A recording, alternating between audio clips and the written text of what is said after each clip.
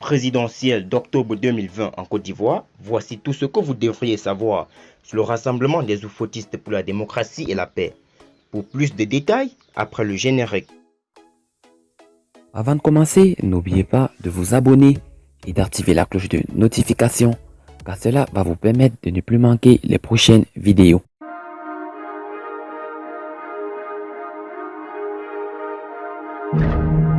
Président Alassane Ouattara a levé le suspense sur ses ambitions politiques le 5 mars 2020. Il a annoncé qu'il ne serait plus candidat pour les élections d'octobre prochain.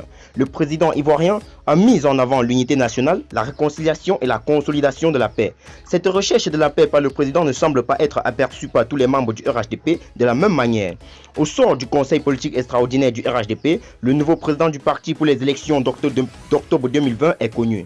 Sans surprise, il s'agit du Premier ministre M. Amadou Gon Coulibaly. Ce choix du président de la République n'a pas fait l'unanimité parmi les membres du parti. Pour certains, le président de la République ne devrait pas leur imposer un candidat, mais plutôt le candidat du parti devrait susciter un vote. Depuis la date du choix d'Amadou Gon Coulibaly par Alassane Ouattara, plusieurs membres du RHDP ont montré leur mécontentement. C'est ainsi que Marcel Amontano, ministre des Affaires étrangères, décidait de démissionner de son poste après 30 ans d'amitié avec M. Alassane Ouattara. Après Marcel Amontano, c'est au tour du ministre de l'Enseignement supérieur et de la Recherche scientifique de se manifester car il a viré son deuxième vice-président, Albert Findé, du Parti de l'Union pour la démocratie et pour la paix en Côte d'Ivoire. Monsieur Albert Findé voulait que chaque membre de l'UDPCI donne sa position exacte sur le choix du président de la République.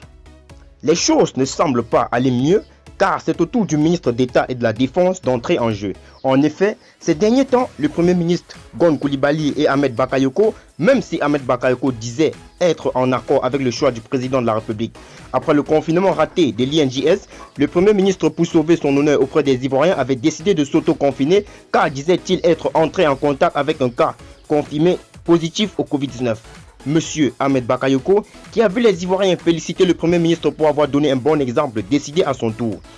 Annoncé infecté par le Covid-19 le 6 avril, serait guéri en si peu de temps car le 17 avril sur sa page Facebook, Ahmed Bakayoko annonce sa guérison.